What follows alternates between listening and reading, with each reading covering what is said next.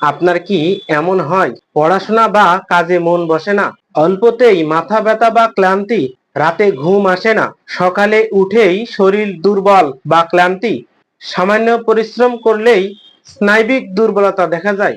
তাহলে এই ভিডিওটি আপনার জন্য। আসসালামু আলাইকুম রহমতুল্লাহ।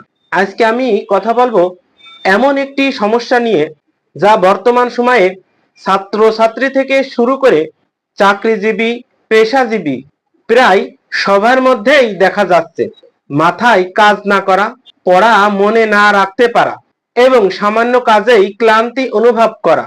এই সমস্যার একটি কার্যকর হোমিওপ্যাথিক সমাধান নিয়ে আজকের এই আলোচনা।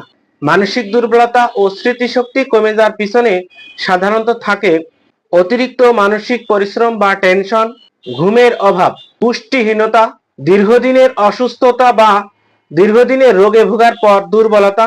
হোমিওপ্যাথিতে এই ধরনের মানসিক ও স্নায়বিক দুর্বলতা এবং স্মৃতিশক্তি ধরে রাখার জন্য একটি গুরুত্বপূর্ণ ঔষধ হলো ক্যালিফস। এটি একটি বায়োকেমিক টিস্যু সল্ট যা হোমিওপ্যাথিক ঔষধ হিসেবে ব্যবহার করা হয়ে থাকে। ক্যালিফস ঔষধটি বিশেষভাবে কার্যকর যখন মানসিক পরিশ্রমের কারণে ব্রেন দুর্বল হয়ে পড়ে, পরীক্ষার আগে বা কাজের চাপে টেনশন বেড়ে যায়। সাধারণত স্নায়বিক দুর্বলতায় শরীর ও মন দুটোই অবসন্ন লাগে। অনিদ্রা ও অস্থিরতার জন্য ক্যালিফস ঔষধটি বেশ উপকারী। ঔষধ সেবনের নিয়ম: সঠিক পোটেন্সি ও মাত্রা রোগীর বয়স, উপসর্গের তীব্রতা ও সার্বিক অবস্থার উপর নির্ভর করে। ক্যালিফাস সাধারণত 6x, 12x, 30x, এমনকি উচ্চ শক্তি 200x-ও ব্যবহার করা হয়ে থাকে। বাচ্চাদের ক্ষেত্রে 2টা এবং বয়স্কদের ক্ষেত্রে 4টা করে ট্যাবলেট উষ্ণ গরম পানি বা দুধের সহিত 2 থেকে 3 বার চুষে খেতে হবে।